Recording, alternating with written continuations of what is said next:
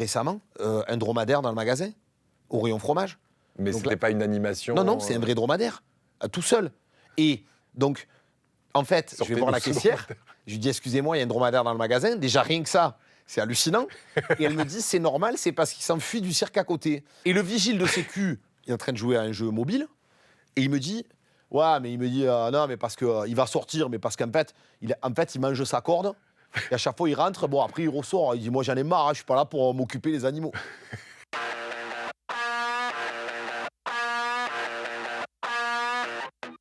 Salut dans Confidence. Aujourd'hui, notre invité, c'est une personne qui a un regard décalé sur le monde qui l'entoure. Très inspiré par Marseille et les Marseillais, mais aussi par les bêtises en politique, comme il les appelle lui aussi. C'est un humoriste survolté qui est notre invité. C'est Laurent Febvre qui est avec nous.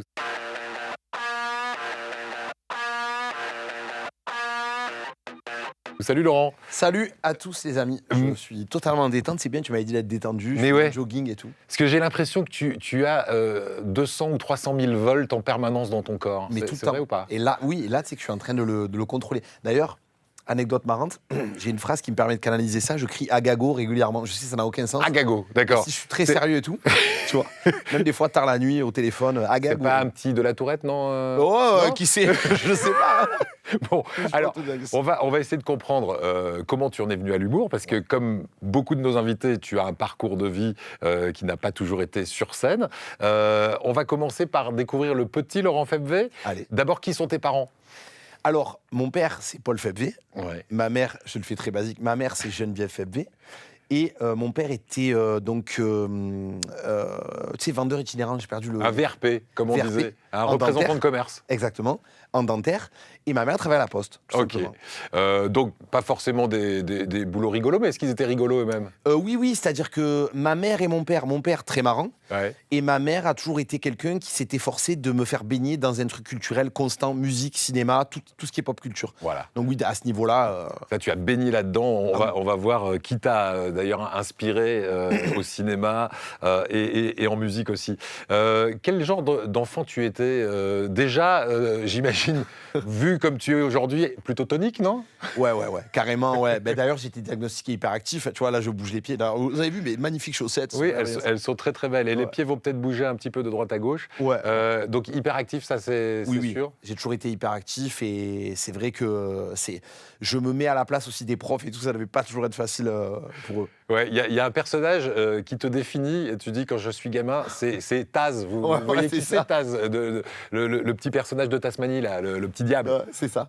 Mais d'ailleurs, mon meilleur ami, des fois j'en parle avec mon meilleur ami, si on est amené à partir en vacances tous ensemble et tout, lui il est plutôt calme, plutôt taciturne. Ouais. De bon matin, je suis à côté de lui.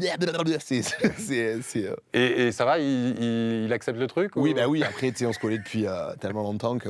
Voilà. Ouais, t'as des amis, et ça c'est super important pour toi aussi, très fidèles, Ah oui. de longue date, des amis d'enfance. Ah oui. Bon, à l'école, donc tu dis, c'était ingérable ou presque pour les profs. Ben, disons que le paradoxe, c'est que j'étais quand même plutôt bon élève. Ouais.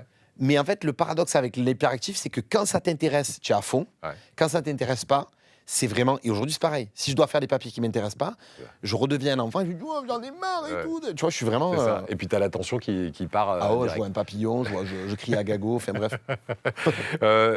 Enfant, tu étais déjà très créatif, parce qu'il paraît que dans ta chambre, tu faisais quoi avec tes figurines? Des mises en scène déjà? Ouais, ben en fait, j'ai eu tous les jouets de la vague des enfants des années 80-90, donc Tortue Ninja, Batman, Musclor, tout ce que tu veux. Et en fait, c'est vrai que j'avais cette tendance, tu vois, Musclor. à créer des scénarios.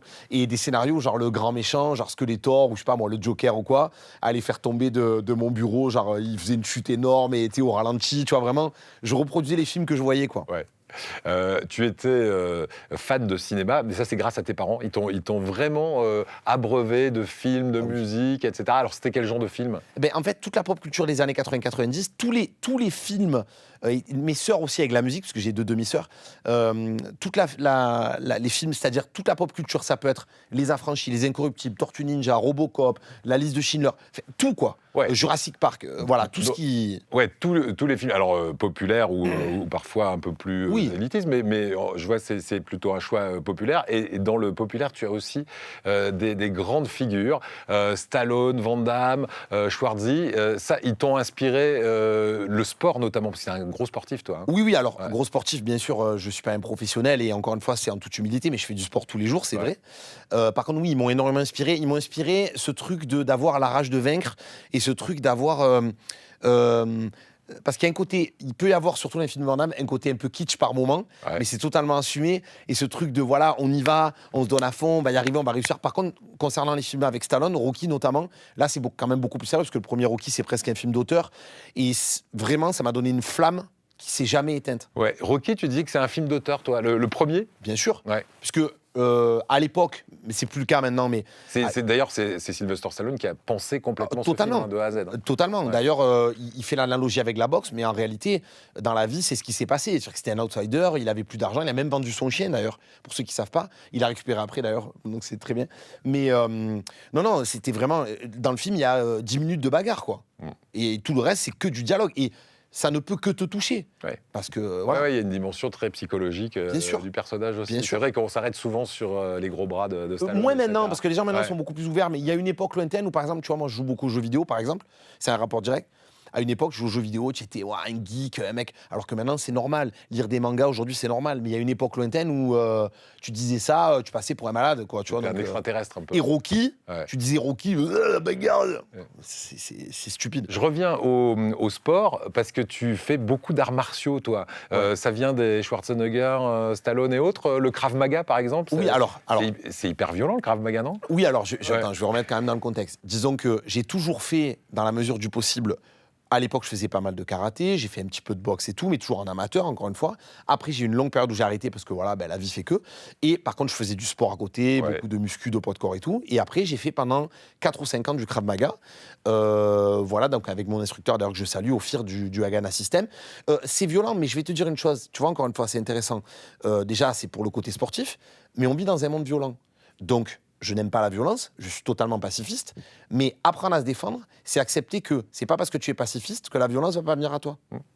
C'est ça. Et c'est aussi une forme d'assurance, d'être Bien un sûr. peu plus sûr de soi, Bien en sûr. disant, si ça arrive, je saurais me défendre, donc j'ai pas besoin d'être sur le qui-vive en permanence. Exactement. Donc branchez-vous self-défense. Donc, tu es survolté, mais zen.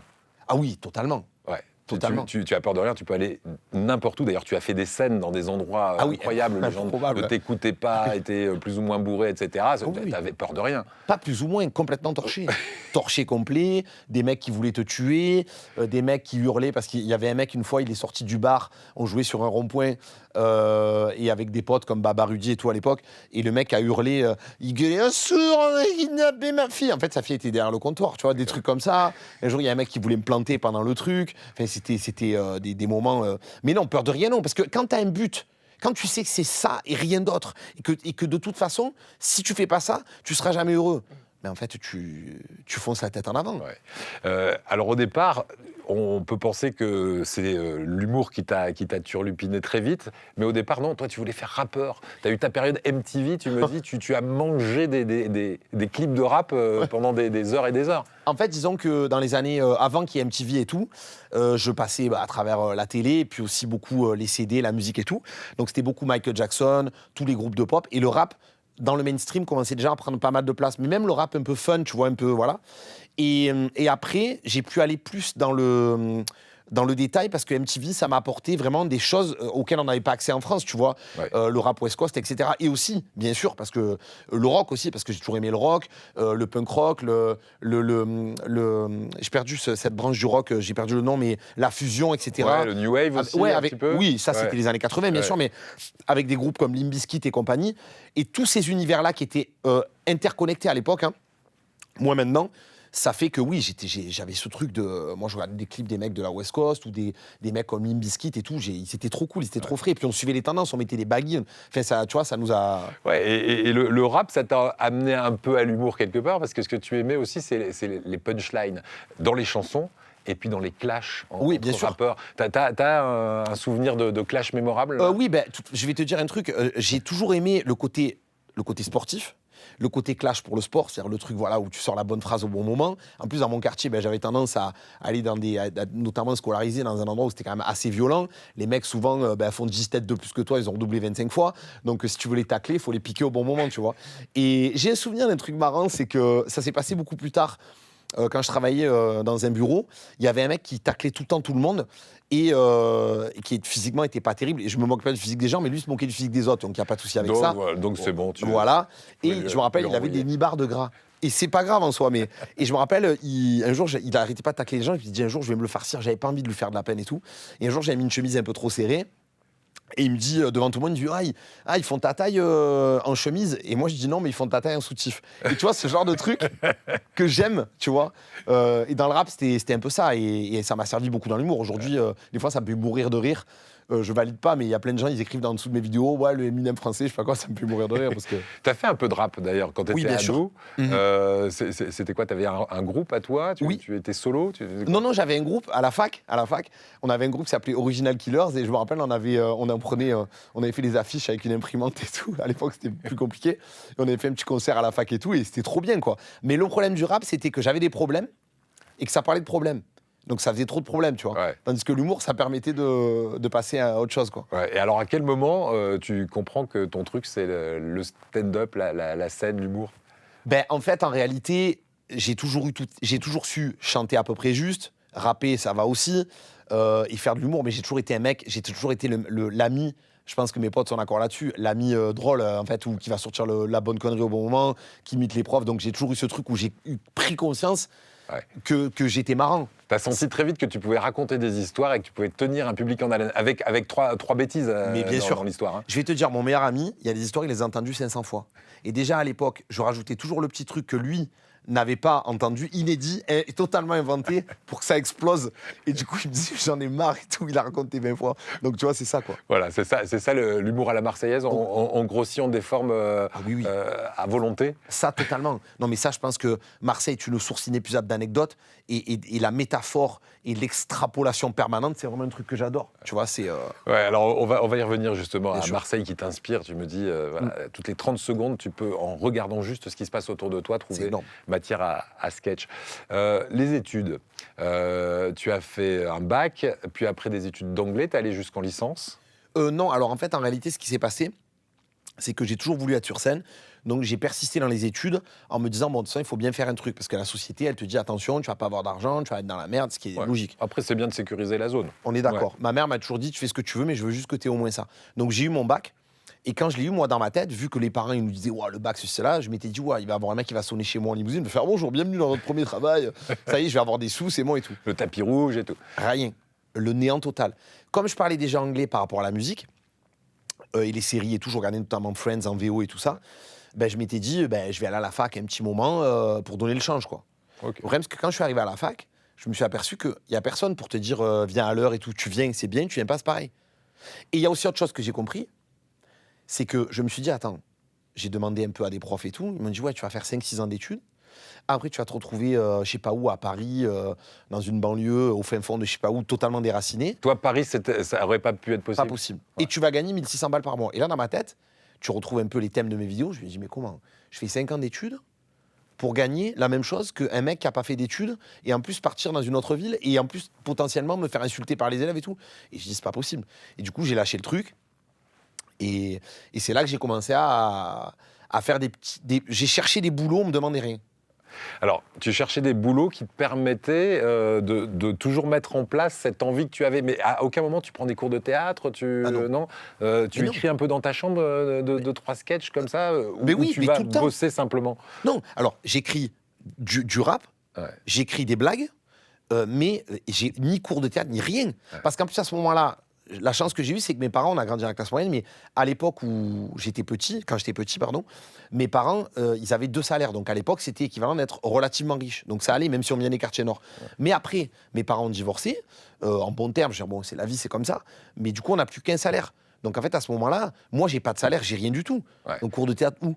Ouais. Et puis, T'étais une semaine sur 2 chez non, l'un ou j'étais chez que. l'autre, À ce moment-là, j'avais 18 qu'avec ans, ta donc mère j'étais que chez ma Ah mère. oui, d'accord. Mais des cours de théâtre où? Et puis même, t'as pas l'argent. Et puis des cours et puis moi, je veux dire, faut remettre dans le contexte, à l'époque, t'as pas les réseaux sociaux, t'as pas très peu Internet. C'est vrai, on est en quelle année là? Là, c'est en Ah, 2000. Ouais, donc ok. Donc on est effectivement pas encore à l'ère des réseaux sociaux.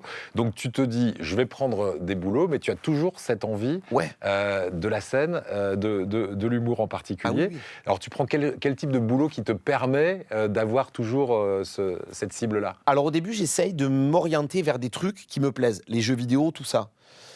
Après, ça marche pas, parce qu'en fait, les mecs te prennent pas, etc. etc. Bon. Jeux vidéo, tu voulais faire quoi dans le jeu vidéo? Travailler dans un magasin de jeux vidéo, Ah oui, tu d'accord, vois, ok. voilà, dans mon univers, quoi. Mon deuxième meilleur ami aussi, d'ailleurs, c'est un geek fini et tout, donc c'était trop cool et tout, on en parlait tout le temps. Et après, je commence à me dire, bon, qu'est-ce que je peux faire tout de suite? Il y a la vente et il y a la restauration.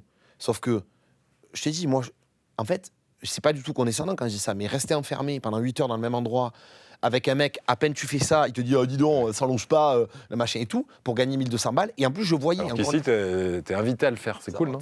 Et en plus, je voyais, je te dis ça, encore une fois, c'est vraiment pas du tout condescendant, c'est tout l'inverse. C'est pour ça que j'ai autant conscience de la douleur, je pense, des gens.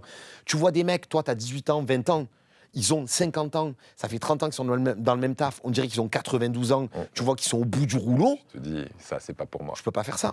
Donc du coup, qu'est-ce que je fais? Je vais en intérim et je cherche des trucs un peu basiques, ramasser des sacs poubelles, faire des livraisons de pizza, des trucs comme ça. D'accord, t'as fait éboueur, pizzaiolo? Oui, j'ai fait tout. Ouais. Et d'ailleurs, c'était très marrant parce qu'à l'époque, j'avais un pote qui avait 50 ans et je ramassais des sacs poubelles et il me dit comme ça, avec son accent à l'époque, il me dit, mais Laurent, je comprends pas. Il me dit, des fois, je parle avec toi, tu es très intelligent, tu as fait plein de livres et tout, et tu es là, tu fais des sacs poubelles.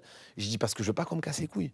Il me dit, ah, tu es malin, j'ai compris. Comme ça, je rentre chez moi le soir et basta. Et je fais mes trucs. Et déjà, par exemple, éboueur, c'était un travail en horaire décalé, parce que toi, ce qui t'intéressait aussi, c'est d'avoir la journée pour travailler, et puis à la limite, tu bossais la nuit, parce que pendant 13 ans, de l'âge de 25 à 38 ans, C'est ça. tu as quand même été surveillant dans une boîte de télésurveillance. C'est ça, c'est ça. Alors, en fait, c'était pas vraiment éboueur. C'était, en fait, pour être précis, ramasser des sachets à la décharge d'entrecin. Des sachets poubelles qui volaient dans tous les sens. Et d'ailleurs, tu vois, l'humour était jamais loin. Parce qu'en fait, je suis de nature comique. À l'époque, je me rappelle, il y avait un mec, un des chefs qui avait dit, ouais, mais attends, lui, il a l'air sérieux, on va lui donner un talkie-walkie, comme ça, il va... Et en fait, j'arrêtais pas de faire le con. J'étais avec mon meilleur ami, et j'étais là, je faisais, allô, Houston, on a un problème, et tout. Et le mec disait, bon, c'est pas pour s'amuser, le truc, Et là. là, t'avais 12 personnes qui t'entendaient. Ouais, T'avais qui disaient, déjà oh, putain, gros. un premier public, quoi. Ouais, on croyait que... Et du coup, après, au bout d'un moment de fil en aiguille, j'ai trouvé la télésurveillance, que d'ailleurs, vraiment, encore une fois, je serai jamais assez reconnaissant. Pendant 13 ans, je travaillais la nuit, 3 nuits par semaine, et j'avais 5 jours de repos. Ouais. 3 nuits par semaine, 5 jours de repos. Ouais. Et c'est là, pendant 13 ans, que ça va te donner vraiment le temps de parfaire Bien sûr. des sketchs. Alors, les vidéos arrivent, parce que là, sur les coups de 25 ans, il commençait à y avoir un peu les réseaux sociaux, déjà. Ouais, mais c'est beaucoup plus tard, parce qu'il faut Ouais. remettre dans le contexte. À l'époque, t'as pas de portable qui fait des vidéos incroyables, tu fais au caméscope, tu connais personne. C'est très compliqué, c'est beaucoup plus compliqué. Moi, j'ai commencé les vidéos vers 2013. D'accord. Ok. Donc, 2013, t'étais encore surveillant ou Oui. dans la télésurveillance? Oui, j'y étais toujours. Mais en fait, il faut savoir que dans toute cette période de temps, et avant de rencontrer mon producteur actuel d'ailleurs, je faisais des petites scènes de temps en temps. C'est-à-dire que j'avais l'opportunité, j'étais notamment dans le Marseille Comedy Club avec Marco Paolo, etc. à l'époque. Ouais. Et c'est ça qui est marrant, c'est qu'en fait, à chaque fois que tout semblait terminé, il y avait un petit truc qui me raccrochait à ça. Avant même que je fasse des vidéos. J'ai fait l'espace Julien avec Bosso. Tu vois, Ok. la vie, voilà. Donc, et là, tu avais quel âge à peu près avec, Là, 2011, donc 27-28. Ouais. À quel moment, puisque tu es resté 13 ans dans ce boulot de télésurveillance, tu dis, c'est bon, là, je peux me lâcher? Ouais, alors c'est arrivé plus tard parce qu'en fait, c'est très simple. Il faut savoir que je faisais des spectacles à côté et tout. Je commençais à avoir une petite communauté, et j'ai perdu Facebook. Je sais plus pourquoi, il y avait une histoire de droit, etc. Et je me retrouve avec un Insta à 3000 abonnés. Et je me dis, bon, il va falloir aller sur Insta et tout. Ça commençait un peu à marcher sur Insta. Et là, à ce moment-là, je me dis, dans la télésurveillance, je me suis fait aussi des amis aussi, qui sont mon autre groupe d'amis, que je salue d'ailleurs, entre parenthèses. Et eux, ils partent. Et je me dis, en fait, tous les bénéfices que tu avais à être ici, tes amis sont plus là. Je te retrouve qu'avec les gens que tu apprécies moins. Et en plus, je me dis, mais mec, attends, si tu te lâches pas les deux mains de la branche maintenant, peut-être qu'à un moment, je me rappelle, c'était 3h du mat, j'avais les pieds sur le bureau, je buvais mon café, et je me dis, il passait une émission de merde à la télé, là, waouh, le couteau qui coupe tout, comment couper des jantalus de Clio 3, et j'étais comme ça. Parce que c'était les programmes de la nuit. Hein, Ouais, tu sais, waouh, qui a envie de couper des couteaux, des jantalus avec un couteau, mais bref, c'est un autre débat. Et je me dis, imagine, dans 4-5 ans, t'es là, et tu te dis, imagine, je me serais arrêté, ça aurait marché. Et du coup, avec mon producteur, avec Stéphane, on se dit, il me dit là, Laurent, tu commences à avoir de plus en plus de dates, tu commences à être de plus en plus connu. Il me dit, il faut que tu fasses que ça. Ouais, parce que pendant un moment, tu gardais ce boulot alimentaire et tu avais Oui. déjà Voilà. une présence sur scène. Quoi. Mais à un moment, ça a commencé à prendre tellement d'ampleur qu'en fait, on ne pouvait plus faire les deux. Mais c'était une période compliquée parce que à la fois, je faisais un peu des spectacles à droite. Il faut savoir que à cette époque-là, je gagnais, ça va, c'était un salaire correct, mais je veux dire, j'ai eu des difficultés pendant très longtemps. Oui, Très t'as longtemps. eu des galères d'argent, toi, tu disais. Oui. Mais grave galère d'argent ça Alors, évidemment, remettons dans le contexte, j'ai toujours eu à manger sur la table. Quoi qu'il y a eu des moments, c'était dur. À une époque très lointaine, c'était, parce qu'aujourd'hui on a dit qu'on parlait franchement, on est toujours dans l'humour et tout, mais il y a eu une période lointaine où oui, effectivement, il y a eu des moments où je mangeais un sachet de riz ou une baguette de pain, tu vois. Mais parce que le problème, c'est que tu vis dans une société, il faut remettre dans le contexte. Tu peux gagner 1500 balles par mois, une fois que tu as payé ton loyer, l'électricité, le téléphone, il te reste rien. Tu vois, oui, tu peux vivre en regardant le placo, en regardant un peu la télé, tu vois. Et il suffit que tu sois un peu dans un découvert à un moment et basta. Et il y a eu des périodes, maintenant j'en rigole, où voilà, aujourd'hui j'ai une voiture neuve, tout est nickel. Tous les matins quand je rentre dedans, je me dis putain, incroyable. Mais il y a une époque où j'avais des voitures, c'était des épaves. Et il y en a une, je me rappelle, j'allumais avec un coupe-ongle. Tu vois. Tu l'allumais avec un coupon. Oui, parce que j'avais perdu les clés, j'avais pas les sous pour les refaire. Il y en a une, en fait, le pot d'échappement, ils avaient scié le catalyseur, j'avais pas les sous pour acheter une nouvelle voiture, je roulais, ça faisait blablabla. Tu vois. Et voilà. Donc des fois, j'avais ma tête sur des affiches, Ouais. et le lendemain, ma banquière, elle m'appelait pour me dire ouais, Laurent, il faut de l'argent. Et moi, toujours avec l'humour, je dis ouais, madame, on peut pas tondre un œuf. Elle raccrochait, elle m'a rappelé. Donc pour moi, le fait de bien gagner ma vie, c'est d'arriver très tard. À partir de quand, justement, ça commence à bien marcher, tu avais déjà largué ton boulot alimentaire Ouais. Quand ça commence à marcher. Donc oui, c'est pour ça que tu as eu cette période où tu avais vraiment la baguette de pain et Oui, et le bol de non, riz, mais quoi. parce qu'il y a une longue période, avant de rentrer dans la société de télésurveillance, il y a une longue période où je fais des petits boulots d'intérim. Moi, je livrais des prospectus de pizza avec mon meilleur ami. C'était 15 € les 1000. D'ailleurs, très marrant parce que je me rappelle que j'avais garé ma voiture très mal pour aller dans les divers endroits où il fallait livrer les prospectus. Et j'avais pris des amendes qui étaient au-dessus du salaire journalier. Donc en fait, je gagnais pas d'argent. Et d'ailleurs, ce jour-là, je me rappelle, très anecdote très marrante. Pas très productif. Il pleut à torrent, je sors de la voiture et je commence à gueuler. Ouais, j'en ai marre, qu'ils aient se faire foutre et tout, les amendes, pas les amendes. Et on arrive devant une espèce de petit lotissement où il y a 3 petites maisons, les vieilles sonnettes, et il pleut. Et je râle parce que j'ai pas de sous, j'ai les amendes, machin, je me rappelle. Et j'arrive, je sonne et je prends le jus, comme ça. Et je dis, mais c'est pas possible, la vie a décidé de te. Le karma. Ouais, tu vois. Bon, alors tu sors de ça commence à bien marcher parce que tu as quelque chose pour toi, c'est le don d'observation. Ouais. Qu'est-ce qui t'inspire dans tes sketchs qui fait que ça commence à fonctionner auprès du public? Alors il y a plusieurs choses. Il y a l'observation des gens tout court, Ouais. l'observation des paradoxes du comportement des êtres humains. Par exemple, je dis de bêtises, moi je sais pas, je parle de religion, mettons. Un mec il va me dire oui, mais moi je fais des bonnes actions parce que comme ça, j'ai des points pour aller au paradis. Dans ma tête, il y a un enfant intérieur qui se dit mais de quoi il parle en fait? C'est des smiles de casino? Qu'est-ce que c'est que ça? C'est une carte de fidélité? Je suis en train de me dire que tu fais du bien, comme ça tu as des cadeaux et quand tu arrives au paradis, on va te donner les clés de la voiture, un sèche-cheveux en cadeau. C'est pas complètement désintéressé en plus. Ouais, pour moi, c'était. Ouais. Et, tu vois, pour moi, c'est aberrant. Parce que moi, je me dis, si je fais une bonne action, c'est pas parce que c'est bien, tu vois. Et pour moi, c'est aberrant. Et en fait, dans mon cerveau, immédiatement, tu vois, ça se déclenche, quoi. Ouais. Je me dis, mais c'est aberrant. Alors, on va lister les thèmes qui t'inspirent. La bêtise humaine. Est-ce que tu peux me mettre en face un exemple récent ou un peu moins récent de bêtise humaine Mais il y en a des millions. qui t'a inspiré? Déjà, dans l'histoire de l'humanité, l'humain, en sa majorité, est stupide. L'humain, à l'époque des découvreurs et tout, il va dans un autre pays magnifique, il découvre un animal incroyable. La première idée qu'il a, c'est le massacrer ou l'emprisonner pour le montrer, pour qu'on fasse des sous avec. C'est un peu aberrant. Quand tu vois une fleur magnifique et totalement inédite dans la forêt, t'as pas envie de la massacrer. Donc déjà, de base. Et après, plus récent, il suffit d'allumer les réseaux sociaux. Il y a pas longtemps, il y a Valérie Pécresse. C'est aberrant. Ça, c'est la bêtise en politique. Tu parles de ça aussi beaucoup sur tes réseaux et sur scène, ouais. C'est un délire. Elle inaugure un téléphérique, d'accord? Ouais. C'est tellement aberrant que des fois, je me dis, pas possible, ils font exprès. Qui traverse 2 zones de Paris. Jusque-là, ça va.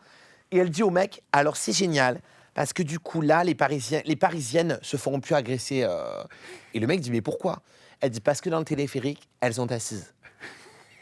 Mais c'est pas... Où est la caméra? Ça va empêcher. Il y a un mec qui vient, il te dit, je vais te planter, donne-moi ton sac. et tu joues à chat perché. Non, mais c'est pas possible.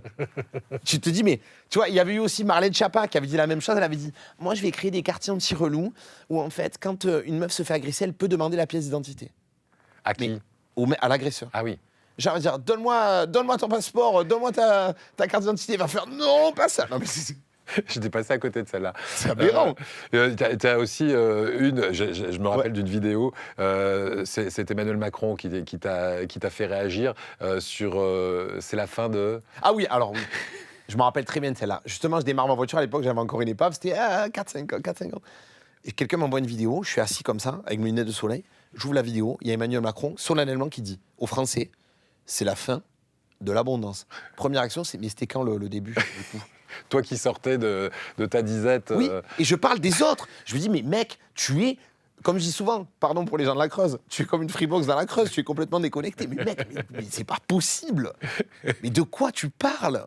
Il y a un autre thème qui est vraiment jouissif quand on regarde tes vidéos, qu'on va voir tes spectacles, c'est la télé-réalité. Ah, c'est extraordinaire. Ça te... Alors, on parlera des influenceurs après mais la télé-réalité, c'est quoi qui, en ce moment, te fait triper? Non mais alors, c'est vrai que là, bon, depuis que Booba les a un petit peu été, on les voit moins, mais il y a quand même des trucs.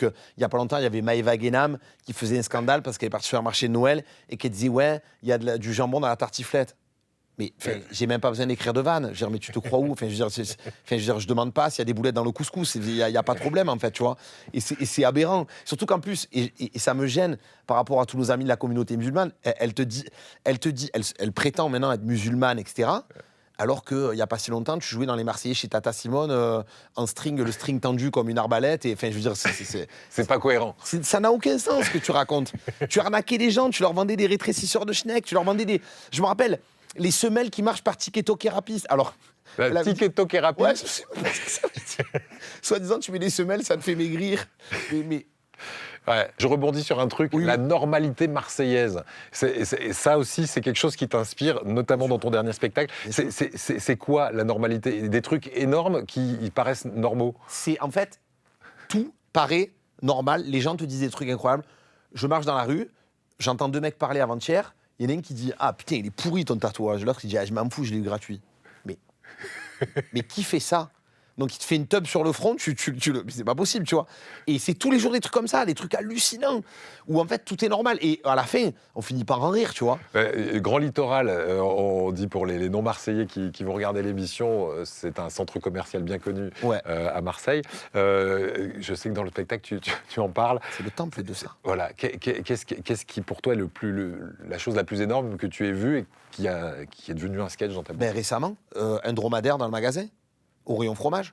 Mais c'était pas une animation? Non, c'est un vrai dromadaire, tout seul. Et donc, en fait, je vais voir la caissière, je lui dis, excusez-moi, il y a un dromadaire dans le magasin. Déjà, rien que ça, c'est hallucinant. Et elle me dit, c'est normal, c'est parce qu'il s'enfuit du cirque à côté. Et le vigile, parce que dans le sketch, je dis pas Mais tout. il était dans la galerie marchande? Oui.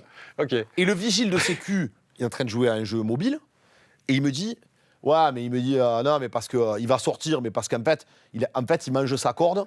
Et à chaque fois, il rentre, bon, après, il ressort. Il dit, moi, j'en ai marre, je suis pas là pour m'occuper des animaux. Lui, il me dit, non, mais je le laisse. Il est un peu là, bon, c'est un dromadaire, c'est pas un tigre, c'est pas... Et c'est normal, alors. Il n'y a pas de problème. Ils sont humoristes dans l'âme, les Marseillais. Mais bien sûr. Ils ont la vanne, franchement facile. Mais oui. Même et des fois, c'est involontaire, tu dirais, ou non, mais c'est involontaire. C'est toujours à dessein. Parce que le Marseillais ne peut pas s'empêcher d'exagérer. C'est magnifique. Je le dis dans mon spectacle, mais le Marseillais ne peut pas sortir et dire « Oh là là, il fait froid ». Il va te dire « Ah putain, je tape un froid. Il fait moins de 40. Il y a des mouettes en col roulé. » Mais ça, c'est depuis la nuit des temps. Mon grand-père, qui m'a fait découvrir... Un de mes 2 grands-pères était très littéraire, mais celui qui m'a fait découvrir aussi beaucoup l'humour à travers des vinyles et même des films de Fernandel à l'époque, etc. Tous les films de Fernandel, j'en ai revu un il n'y a pas longtemps parce que des fois je pense à lui, je me dis tiens, il faudrait que je m'y penche un peu plus. Ou par exemple, il y a un épisode où, je crois que c'est dans le Spoons, où son père tient une épicerie et l'autre frère a réussi à vendre des anchois périmés en disant que c'était des anchois des tropiques. Mais oui, parce qu'ils étaient un peu piquants. C'est hilarant. Ouais.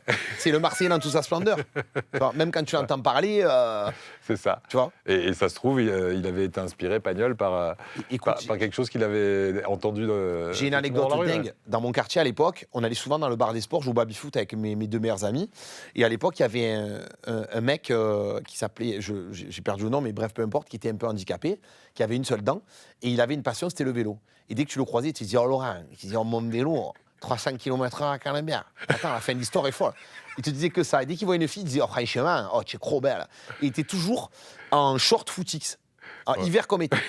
Et un jour, Footix, la mascotte de foot. de la Coupe du Monde. Et un jour, il y a un mec de mon quartier, plus âgé que nous, qui avait la cinquantaine, qui faisait beaucoup de vélo, vraiment à fond de vélo très cher, tungstène de carbone et compagnie. Là.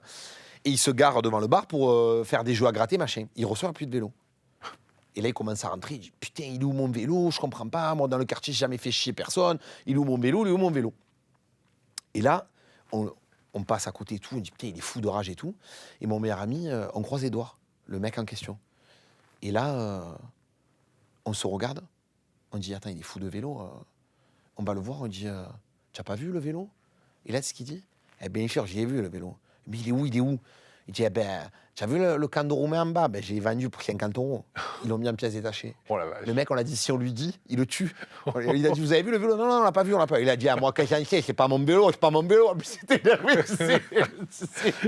Il y a aussi un autre lieu, tout à l'heure, on parlait du Grand Littoral, il y a le cours Julien. C'est un lieu très fréquenté à Marseille, encore pour les non-marseillais. Mais qu'est-ce que tu y vois, toi, là-bas, quand tu y vas? Mais le cours Julien, c'est Du extraordinaire. surnaturel. J'adore le cours Julien, mais tout est surnaturel. Comme je dis souvent, enfin, il y a une anecdote marrante qui s'est passée à la fête de la musique. D'ailleurs, je pense que si elle voit l'émission, ça la fera rire. J'étais dans un bar, et moi j'y vais parce que j'aime bien le côté fun, le côté folie pendant la fête de la musique. Et je prends un Perrier. Et je croise une meuf qui me dit, bon, évidemment, sans spoiler, il y a beaucoup de gens qui prennent voilà, des trucs un peu, bon, voilà. Et je suis dans le bar, et elle me dit, elle me dit, qu'est-ce que tu as pris? Je dis, ben, un Perrier. Elle me dit, oui, non, mais qu'est-ce que... Ouais. Je dis, ben, un Perrier.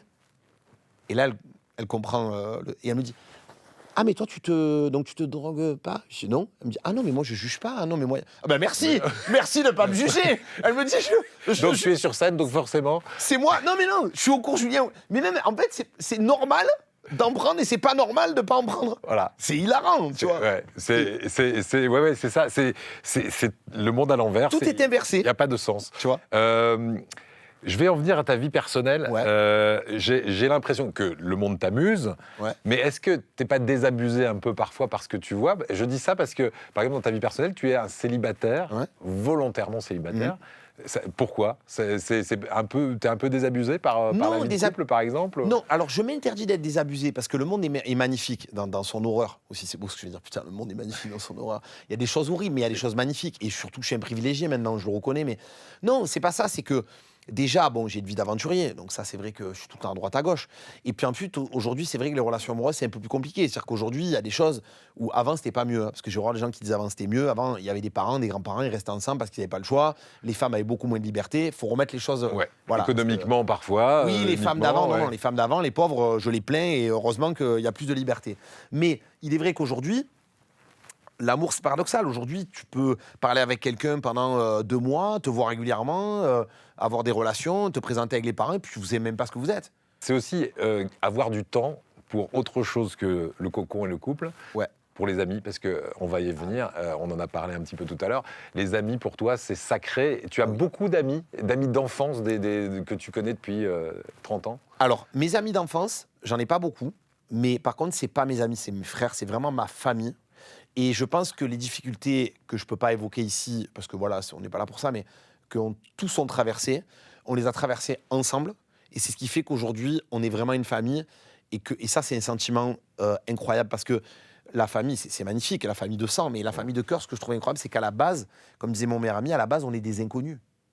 Et en On fait, se choisit. Voilà. Et ce qui est beau avec les amis, c'est que la seule et unique raison pour laquelle ton ami est là, dans les moments de galère comme dans les bons moments, c'est que le mec il se dit, ou la meuf se dit, j'ai envie de traîner avec cette personne. C'est mon ami, c'est mon frérot, c'est voilà. Confident, Ouais. confidente, ouais. C'est ça. Alors, ami IS ou il y a aussi des amis IES Ah, bien de sûr très qu'il y a des longue amis date? IES. Ouais. Ah oui, bien sûr. Ah oui, bien sûr. Ouais. Il y a des amis de très longue date et des amis IES vraiment avec qui je suis ami, mais à fond, et que je connais que depuis 4-5 ans. Et il y a aussi mes amis qui se sont greffés plus tard, que j'ai rencontrés à l'époque dans mon travail. Voilà, et donc... De télésurveillance. Ouais. voilà, bien sûr. Mais de toute façon, l'amitié, ça se fait, tu sais. Et moi, je trouve que c'est beau, quelque chose aussi qui perdure dans le temps. Parce qu'aujourd'hui, il y a beaucoup de gens, moi, des choses que je comprends pas, tu vois, aujourd'hui. Des gens qui vont te dire, on est amis, mais par exemple, je me rappelle, à une époque, j'avais fait un petit boulot où il y avait 2 mecs, ils prétendaient être amis. Et il y en a un qui lui avait dit, est-ce que tu peux m'aider ce week-end à monter ma douche? C'était une douche en plastique, là, tu sais. Ouais. Et la semaine d'après, il lui donne 50 balles pour l'avoir aidé à monter la douche. Non, un ami, tu le payes pas. Quoi? Mais moi, mon meilleur ami, je viens chez lui, je l'aide à monter un meuble, il me dit, ouais, je te donne 50 balles. Je dis, mais tu veux que je te les jette dans la gueule ou quoi? Mais tu te fous de ma... c'est une blague. C'est par gentillesse au départ. Est-ce que d'ailleurs, le point commun entre tous tes amis, ce serait pas ça? Parce que je sens une vraie gentillesse chez toi quand tu me parles des victimes qui peuvent pas se défendre. Ce serait facile de taper dessus, tu le fais pas. Alors que tu peux être très féroce avec les influenceurs, etc. Ouais. C'est ça le lien de Oui. toutes les personnes qui te sont proches? Voilà, je pense que tu as tapé dans le mille. C'est un socle de valeurs communes. En ce qui me concerne, je suis très loin d'être parfait. Mais en tout cas, il y a des choses que je m'efforce, ne serait-ce que pour moi et aussi par respect envers ma famille, parce que j'ai été éduqué d'une certaine manière. Comment tu as été éduqué d'ailleurs? Un peu à la dure, toi ou Non, j'étais... justement avec des câlins et des Mais bisous? j'étais attaché au radiateur et on m'obligeait à regarder TF1 toute la journée. On Les me yeux forçait ouverts avec avec des lunettes. des Tiens, allumettes. tu vas le regarder, le téléachat, ça te plaît pas, tiens, bouffe-en. Non, j'ai été... Câliné plutôt? Alors, ma mère était stricte dans le bon sens du terme. Mon père était plus cool. Par contre, s'il venait à être obligé d'intervenir, il faisait une fois, pas deux. J'ai été très bien éduqué parce que j'ai eu la chance. Encore une fois, je dis à l'époque, quand tu étais de la classe moyenne, tu avais 2 salaires. Même si tu venais d'un quartier pauvre, tu étais riche, entre guillemets. Ouais. C'est-à-dire que tu pouvais partir en vacances l'été un petit peu. Attends, on n'allait pas à Monaco, hein, mais aller en colonie de vacances. À Noël, j'avais des consoles de jeux, j'avais des jouets. J'ai à peu près eu toutes les gammes de jouets des années 80-90. Donc voilà. Donc tu étais gâté. Ouais. J'étais gâté, on allait au cinéma, on faisait des choses. Mais j'ai été éduqué dans un socle de valeurs. Et des valeurs qui, pour moi aussi, sont très liées, alors, de par mes parents et aussi de mon intérêt personnel pour notamment la culture japonaise, les animés, tout ça. Tout ce qui est l'honneur, tout ça. L'amitié, le courage, le dépassement de soi, la confiance en soi. Enfin, tu On vois, trouve tout ça ce dans les spectre-là. sports de combat aussi, hein, puisque tu as fait Voilà. judo, etc. Voilà. Krav Maga. C'est-à-dire vraiment des choses, pour moi, où je m'efforce de me dire, je peux faire des bêtises parfois, je suis pas parfait, mais j'essaie de me regarder dans la glace le matin et de me dire, ok, oui, il y a des trucs, j'aurais mieux aimé les faire comme ça ou comme ça, mais j'ai pas honte quand je me regarde. T'es aligné. Voilà. Et j'en revenais à cette valeur commune que tu as avec tes amis, c'est la gentillesse. C'est un concept ringard pour toi, la gentillesse, ou c'est quelque chose d'indispensable? Alors écoute, c'est totalement paradoxal, je vais te dire pourquoi. Parce qu'à la fois, j'ai un côté extrêmement cynique, un côté très caustique, un côté très... j'ai une amie qui me dit souvent, tu mets un masque et tu fais une cabriole. Tu sais, un côté un peu... j'ai lu énormément les questions émotionnelles, sentimentales, les questions de ce que j'appelle la pleurnicherie, tout ce qui n'en C'est est mal pas. tombé, hein, c'est Voilà, ici. non, mais tu vois. Donc, je peux avoir ce côté-là aussi où je sais que le monde est violent et le monde est dangereux et que je secoue souvent les gens, pas par malveillance, mais par bienveillance, Oui, t'es pas dupe. pour leur dire faut regarder les choses. Être gentil avec toi, ça va servir à rien parce que tu vas t'en prendre plein la gueule. Mais ça n'est pas incompatible. Tu peux être bienveillant et tu peux être dur. Ça n'est pas incompatible Absolument. du tout. Tu vois. Donc, pour moi, oui, la gentillesse, la guimauve au point d'en faire, de devenir diabétique, voilà, c'est sûr. Mais tu vois ce que je veux dire? Non, c'est pas incompatible du tout. Ouais. Donc, bienveillance plutôt que gentillesse, tu dirais, alors? Oui. Ouais. Et surtout, s'il y a des plus jeunes qui regardent l'émission, je leur dis, ne pensez pas que se comporter comme un pauvre con, c'est cool. Taper sur un mec à 6 contre 1, c'est pas cool, ça fait pas de toi un bonhomme, tu vois. Mal parler à ta meuf, ça fait pas de toi un bonhomme. Faire des dingueries, faire pleurer tes parents, faire n'importe quoi, ça fait absolument pas de toi un bonhomme. Je veux dire, j'enfonce peut-être des portes ouvertes, mais voilà, faut arrêter de croire ça. C'est ridicule. C'est bien de le rappeler, Non, mais c'est important, tu vois. souvent. On va parler justement d'un petit point sensible peut-être. Dans ton spectacle, tu as tenu à parler de ton papa, Ouais. qui t'a amené des valeurs, qui était plutôt cool, donc je pense que tu as un vrai attachement. C'était quoi les rapports d'abord que vous aviez avec ton père, toi? Alors, écoute, si tu veux, ce qu'on va faire, c'est que ce que je trouve intéressant, parce que ça, je le dis jamais, mais c'est quand même important, je pense. On va faire une mini aparté, mais très courte, qui amène à mon père. En fait, il faut savoir que l'histoire de ma naissance, elle est un peu tumultueuse parce que, en fait, et c'est un rapport direct avec mon père. Je veux pas, tu vois, digresser, mais il faut savoir que mes parents, donc j'ai eu une petite sœur que mes parents ont perdue, donc quasiment à la naissance. Et en fait, si tu veux, après, il y a eu moi. Donc déjà, je suis, entre guillemets, un miracle. Enfin, le miracle. Mais tu ne t'es pas pour autant senti le bébé de remplacement. Ah non, jamais de la vie. Voilà. Ah non. Voilà, parce Mes que- parents, ils m'ont ouais. aimé à... Ah non, non, non, non, ah non, ça, non, jamais de la vie. Ouais. Non, non, non. Donc voilà. Et à ce moment-là, ma mère, bon, elle a des problèmes de santé, donc elle tombe malade et tout. Et aussi, elle a le deuil de sa mère, ma grand-mère, que j'ai connue jusqu'à mes 1 an. Des fois, je la sens alors que je ne l'ai jamais connue, mais j'aurais tellement aimé. Et mon autre grand-mère, j'étais très proche de mes 2 grand-mères, elle m'a dit, tu sais, ta grand-mère, j'ai une photo où en fait elle te dit, où elle dit, Janine, occupe-toi de Laurent aussi, parce que voilà, bientôt je serai plus là et tout. Donc ça a beaucoup impacté ma mère et ma vie aussi. C'est comme quoi la vie, voilà. Et ma grand-mère maternelle, je l'adore. C'est fou parce que je l'ai pas connue. Tu l'as connu ouais, 1 an. jusqu'à l'âge d'1 an. Ouais. Et je l'adore, c'est terrible. Ouais.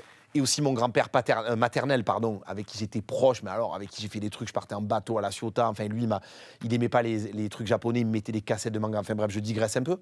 Donc ma mère est tombée malade, et du coup il y a eu tout ce spectre-là de la maladie aussi pendant longtemps, du deuil, de machin dans ma vie. Et mes sœurs sont issues d'un autre mariage en plus aussi, tu vois, avec qui je m'entends très bien aussi, mes sœurs que j'adore. Et après, plus tard, donc il y a eu tout ça, après il y a eu le divorce de mes parents, et après il y a eu la maladie de mon père. Donc il y a eu... T'es le plus grand de la fratrie? Non, toi je suis le plus petit. Tu es le plus petit. Ouais. Ok. Il y a eu la maladie de mon père qui s'est déclarée plus tard. Mais en fait, au début, comme mon père était cool et détente et tout, les premiers symptômes, ben, c'est vrai qu'on avait l'impression que, bon, je sais pas, on faisait pas trop gaffe, tu vois. Ça allait passer, quoi. Ouais, voilà. Il avait des petites pertes de mémoire. Je me disais, ouais, il commence à arriver à un certain âge et tout, nanana. Et puis après, ben voilà, hein, après, Parkinson et démence à corps de Lévy, quoi. Ok. Et dans le spectacle, tu en parles de quelle manière de ton papa? Ben, j'essaye toujours de trouver... Tu déconnes avec? Oui, bien sûr. Mais bien sûr, j'essaie de trouver un prisme forcément. comique. Parce qu'en fait, le problème, c'est que cette maladie, elle fait qu'à 9h, tu peux être en pleine forme et rigoler. Ouais. À 9h05, tu commences à raconter n'importe quoi. Et même, tu ne reconnais pas des fois les gens qui sont autour de toi. Et papa, des fois, il s'enfuyait de la maison. Je revenais de tourner 2-3 jours. Il était parti, des fois, un jour, je me rappelle, je le cherche partout, je commence à m'énerver avec la voiture à côté dans une galerie commerciale. Je le trouve en pantoufles au café du coin. Il avait pris 12 croissants. En plus, on lui disait, papa, arrête de manger des sucreries. Il n'était pas gros, mon père, du tout, mais quand tu vieillis, tu commences à aimer le sucre et tout. Ouais. Il s'était enfilé 12 croissants. Il me disait, Lolo, j'ai mal. Je le vois, les pieds en éventail en pantoufles. Il me dit, Lolo, j'ai mal au ventre. Et le mec arrive. Il me dit, bah, c'est mon fils qui va payer. Je dis, il n'y a pas de problème, mais tranquille, toi, je viens, je te prends 12 croissants, 14 cafés, je sais pas où tu es. Pas... Je dis, mais papa, tu étais où? Il me dit, bah, je me suis enfui. Ben, il te dit ça comme si c'était normal. 12 croissants, c'est à la Marseillaise ou c'est... Non, mais 4 ou 5, tu vois. Des fois, j'étais obligé de cacher les yaourts et tout. Il essayait d'ouvrir la serrure pour manger les yaourts, manger le paquet entier. Je dis, mais oh. Donc ça, tu le racontes Voilà. dans le spectacle. Qui a pour titre ce spectacle L'odeur du basilic? Exact. Pourquoi? C'est la Madeleine de Proust ou Oui. Ça veut dire quoi, ce titre? Alors, encore une fois, je suis pas du tout passéiste. Il y a une C'est phrase de la nostalgie? que j'ai entendue la dernière fois, c'était que j'ai beaucoup aimé. La nostalgie est un poison au goût de miel. Donc, Ça peut l'être. voilà, ça peut l'être. Donc, je suis nostalgique dans le bon sens du terme, genre il y a des choses que j'aime bien, mais j'ai conscience que tout n'était pas mieux avant. Et non, c'est juste un reminder, une Madeleine de Proust, oui, effectivement, d'une odeur que j'aime.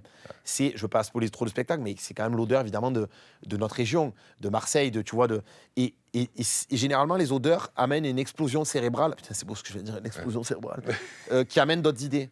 Ça me rappelle l'odeur des fenêtres ouvertes en plein été dans mon appart chez mes parents, tu vois, l'odeur donc C'est vrai. qui amène tout ce parcours, tout ce truc, tu vois. Ok. Et qui est un filigrane de ce que je dois garder, c'est-à-dire l'enfant en moi. Tu vois, garder ce côté enfantin que j'ai. Qu'est-ce qui te rend nostalgique, mais joyeusement nostalgique, que tu racontes aussi peut-être dans le spectacle? Oh, ben, les trucs simples de l'époque avant Internet, c'est-à-dire les trucs où, en fait, tu vois, aujourd'hui, je suis un mec de mon époque, hein, donc j'ai mon portable tout le temps, machin et tout.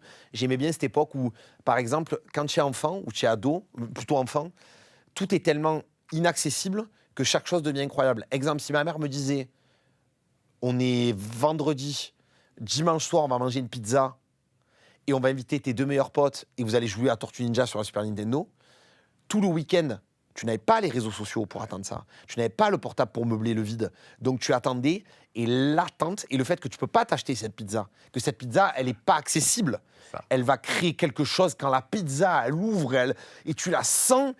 Alors qu'aujourd'hui, je peux m'acheter toutes les pizzas que je veux. C'est ça, tu te les fais livrer même directement sur le palier, quoi. Donc j'essaye de garder cet esprit-là. Mais est-ce qu'on pourra le garder? Est-ce qu'il sera comme il était?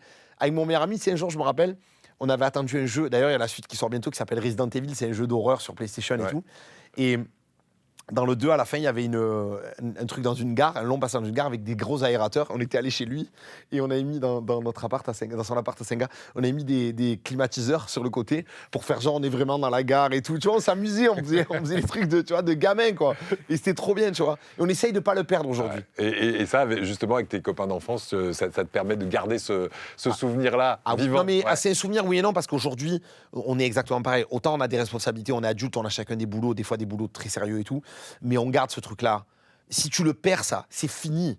Le jour où tu te dis « Ah, je vais pas fêter Halloween, c'est pour les gamins », c'est terminé. Par exemple, c'est un exemple, tu as compris l'idée, quoi. Ouais. Alors, j'ai plus beaucoup de temps. Je crois qu'on va passer en revue soit l'un, soit l'autre. Ouais. Les relations hommes-femmes, parce que tu en parles dans le spectacle, ou le surnaturel, si tu veux y revenir, parce qu'il y a vraiment des trucs énormes. C'est marrant parce que les deux s'en mêlent. Hein. Les relations hommes-femmes, le surnaturel, c'est parfois pareil. surnaturel. Alors, allons-y. Les relations hommes-femmes, c'est quoi pour toi? Comment tu les vis? Alors, c'est absolument passionnant. Moi, je les vis un peu décalés parce que, comme j'ai un métier public, je peux rencontrer pas mal de femmes, mais je me mets à la place des femmes, je me mets à la place des hommes. D'un côté, tu vas avoir des femmes qui peuvent rencontrer beaucoup de mecs, mais très souvent, malheureusement, c'est des cassos. Et à la place des mecs qui rencontrent quasiment pas de femmes. Le mec lambda, aujourd'hui, il rencontre pas. Les filles, elles croient que les mecs. Donc c'est faux. Et pourquoi ils les rencontrent pas? Parce que c'est compliqué aujourd'hui, parce que tu as les réseaux, par exemple. Avant, une jolie meuf, elle était courtisée par 3 mecs dans son lycée. Aujourd'hui, elle est courtisée par 600 milliards de mecs qui 14 fois par... Aujourd'hui, une meuf, elle crée un compte Tinder à 21h. À 21h02, elle a le France Travail dans ses DM. Tu vois, Péké, t'es réponds pas, t'es belle comme des oiseaux, donc c'est logique. Alors qu'un mec lambda, même BG, il a très peu d'opportunités. Moi, c'est un peu à part parce que quand tu fais un métier public, tu rencontres plus de personnes, c'est différent. Et puis il y a tellement de thèmes marrants, évidemment. Je suis tout le temps en train de défendre les filles, donc pour une fois, je vais un peu les tacler, ça va les faire rire. Par exemple, les filles, il y a un truc qui me fait mourir de rire. J'en parlais avec une copine justement il n'y a pas longtemps, voilà, qui me disait que je lui plaisais, tout ça et tout. Et en fait, c'est très drôle parce que je dis, mais explique-moi un truc. Il y a des filles, elles vont te parler H24. Limite, elles vont dormir avec toi. Elles vont sortir devant toi en nuisette. Tu vas essayer de les embrasser, elles vont dire, ah non, mais on est amis, qu'est-ce que tu as imaginé? Et tu as une autre meuf. Tu la croises au travail tous les jours. Elle te regarde comme ça. Quand il y a moyen d'aller manger tous ensemble, elle dit ah non, moi il est là, non, moi j'ai pas envie d'y aller. Limite, elle va te regarder, elle va faire tout machin. Et 2 mois après, tu dis j'étais folle amoureuse de toi, mais tu t'en rends pas compte. Je te montrais des signaux, mais. Combien de fois ça arrive, ça? Mais ça n'a aucun sens. Mais qu'est-ce que. Mais... Et l'autre, elle dort chez toi, elle fait un défilé en maillot de bain, tu dis ah non, mais c'est amical. Mais ça n'a pas de sens. Dans le monde des hommes, ça n'existe pas. Les hommes sont basiques, tu vois. Une meuf, elle lui plaît, t'es belle, tu vois, voilà. On a fait une émission ici avec Paul Devendre, je ne sais pas si tu connais, Oui. Mars et Vénus. Les hommes viennent de Mars, les femmes de Vénus. Ça rejoint un petit peu la thématique. Merci beaucoup, Laurent. On aurait pu parler encore pendant des heures. Des heures et des heures. Alors, à la fin de cette émission, on a quand même un questionnaire que Hollywood nous envoie. Ouais. Ce sont les questions de la table de chevet. C'est le moment où je mets les lunettes parce que j'y vois plus rien. Avant de se quitter, j'ai quelques questions pour toi. Alors d'abord, tu es du genre couche-tard ou lève-tôt, toi? Couche-tard. Couche-tard. Ah ouais. Toujours. Ouais. Et lève très tard du coup ou lève tôt? Non, pas lève très tard parce que mi-tard. Plus tard que les gens qui font un travail classique, mais pas tant que ça parce que je m'entraîne beaucoup, donc je peux pas me passer la journée à rien foutre, c'est pas possible. Et dès que t'es levé, en gros, tu pars à la salle de sport Petit café, j'écris des trucs, je travaille d'ailleurs, je veux vraiment tous les jours, saluer. tu écris quelque chose? Oui, je suis souvent au téléphone avec mon agent Stéphane Valleux et avec mon ami aussi qui travaille dans notre com, donc Valentine Barthès, avec qui voilà, je fais un travail incroyable. Et d'ailleurs aussi, je salue la Place des Canailles, Juliette de la Place des Canailles, enfin tous les gens qui travaillent avec nous. Donc voilà, souvent, et après entraînement. Et après entraînement. Le matin, au réveil, tu es plutôt bonne humeur communicative. J'ai cru comprendre ça parce qu'au début, tout à l'heure, tu en as parlé un petit peu de tes réveils avec ton pote là. Ou alors tu es plutôt l'ours ricoré? Non, bonne humeur communicative. Par contre, il y a un truc que je supporte pas, je le dis les gars, c'est les gens qui t'appellent à 7h du mat, tu rallumes ton téléphone, oui, tu réponds pas à 7h. Je réponds pas à 7h, personne ne répond à 7h. On n'appelle pas les gens à 7h du matin. J'ai pas envie d'être au téléphone, j'ai envie de manger des flocons d'avoine. Bref. Ta chambre, si on y va là tout de suite, elle est comme comme celle-là, plutôt rangée au cordeau ou carrément joyeux bordel? Rangé au cordeau. Je suis quelqu'un de fou complet, mais complètement carré. Ah ouais, Je déteste le bordel. d'accord. Donc ça te permet de Ah oui. te cadrer. Dans ma chambre, tu peux trouver un livre de Stephen King, des figurines Batman et du design moderne. Tout est carré. Je ne peux D'accord. pas supporter le bordel. Ça n'est pas possible. Il n'y a rien qui traîne. Tu Ah fais non. ton lit dès que tu te lèves. Ah, direct. Ok, parfait. Je l'aère d'abord. Très important. N'oubliez Oui, pas. c'est important. Et je le pchite avec des trucs à la lavande. Bref. Si tu n'avais pas pu être humoriste, quel autre métier tu aurais pu faire? Ben, ce que je fais un peu aussi, je pense tout ce qui est inspecteur, comédien, chanteur, etc. etc. Ouais. Mais ce qui est artistique, je ne peux pas faire autrement. Ouais. Et parmi le spectre artistique, celui où tu te sens le mieux, c'est définitivement le stand-up quand tu es face. Ouais, mais ouais, c'est tout le public. spectre, même sur scène. Chanter, jouer des personnages et faire du stand-up. C'est les 3 trucs les plus importants. Jouer des personnages. Tiens, c'est quoi ton accent préféré quand tu joues des personnages ou ton personnage préféré? Il y en a un que j'aime bien, c'est pas vraiment un accent, mais j'aime bien le manager toxique de bureau. C'est celui qui a des chaussures pointues d'Aladin et il va te mettre la pression sans te la mettre. Te dire, moi, je suis ton ami. J'ai pas mis. Moi, je peux prendre ta vie, je la mets là, j'en fais une boule, je la jette. Tu perds ton travail, tu perds ton ça. Mais moi, je veux pas. Moi, j'ai pas envie. Moi, j'ai envie que tu sois bien. Si je veux te briser, je peux te briser. Mais j'ai pas envie. Tu vois, Voilà. j'aime bien ce genre de personne. Et ça, c'est du vécu dans les boulots que tu as fait. Ce mec qui met avant? le pied comme ça sur le bureau. Ouais. Moi, je suis ton ami. Voilà. Mais je peux ta vie, je peux en me faire des miettes. Voilà. Mais je n'ai pas envie. Je n'ai pas envie. Tu vois. Ah, attends, il y en a un autre que Il j'adore. existe, celui-là. C'est le prof, tu sais, le prof en cours qui parle aux élèves qui font que parler, qui dit moi, je m'en fous. Moi, le cours, je le connais. Je le Moi, connais. m'en fous. Ma vie, elle est derrière moi. On l'a tous eu, celle-là. Ouais, ouais. Le bac, je l'ai déjà. Ouais, ouais. Et on va terminer avec l'anecdote la plus gênante que tu n'as jamais racontée ailleurs Ouais. et que tu vas nous livrer ici et maintenant. Eh ben écoute, c'était une fois où en fait, je la raconte de manière beaucoup plus longue dans le spectacle, mais c'est une fois où j'ai joué dans une salle, les contextes étaient terribles, il y avait 1000 personnes, c'était 20 minutes de sketch ininterrompu avec un silence absolu, un public totalement hostile qui à la fin criait « C'est de la merde avec ta gueule, bâtard !» et tout, terrible. Dans un endroit où il n'y a pas de réseau, je veux Dur. me séparer, c'est abominable, et à la fin, le présentateur annonce les artistes et il dit que je suis premier prix de la soirée, alors que c'était complètement nul, et je m'approche de la scène, tout le public est là et tout. Et là, il me regarde et il fait « Ah non, excuse-moi, je me suis trompé. » Cette phrase au ralenti dans ma tête. « Ah pardon, c'est pas toi !» Et toute la salle. Ah et tout. C'était abominable. Abominable. Oui, ça c'est gênant. Abominable. Je comprends. Merci beaucoup, Laurent. Les amis. Si on a envie d'en savoir plus sur ton actualité, savoir où aller t'applaudir, partout en France d'ailleurs, Ouais. Puisque vous regardez cette émission Ouais, aussi ouais, sur ouais. France.tv, sur la chaîne YouTube de France 3 PACA, c'est sur tes réseaux sociaux, Laurent Febvay. Exact. Febvay, et on va trouver tout ce Voilà. qui Et concerne. le plus important, le silo à Marseille, le 26 septembre 2026.